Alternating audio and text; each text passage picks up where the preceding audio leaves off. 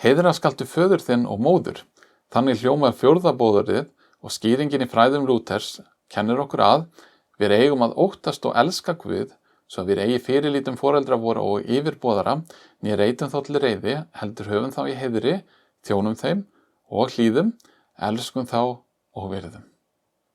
2 af boðorðunum 10 eru boðorð sem sérstaklega vernda fjölskylduna og minna okkur á það að við erum hluti af fyrirkomulagi sem að Guð hefur skapað og viljað og sem hann býður okkur að virða. 7. boðorðið kennir okkur skyldur hjóna, en 4. boðorðið skyldur barna, sem ekki bara er hlýðni við foreldra, heldur líka virðing við þau og að vinna að sæmd þeirra. Því má ekki gleyma að í hegðun barna, jafnvel í hegðun fullorðinna barna, endurspeglast foreldrarnir. Þetta ber að hafa í huga. Börn eiga að koma fram af hlýðni og fullorðin börn eiga að sinna skyldum sínum við foreldrana.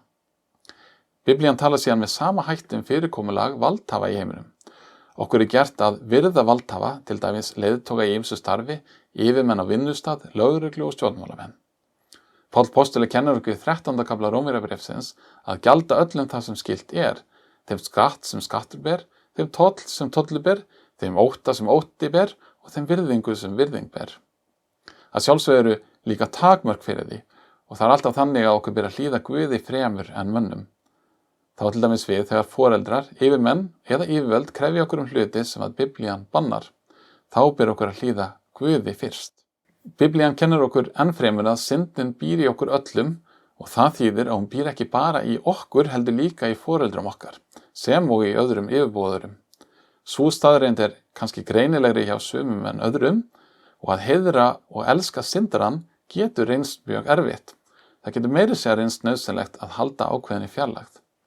En það fellir þó ekki 4. boðorðið úr gildi. Það gerir þess svona kröfu til beggja aðila eins og alltaf í mannlegum samskiptum. En þegar þessi hlutir eru eins og þeir eiga að vera, stuðla að farsæld og góðu lífi eins og 4. boðorðið líka lofar. Heiðra skaltu föður þinn og móður þína, svo að þú verið langlífur í því landi sem Drottinn Guð þinn gefur þér.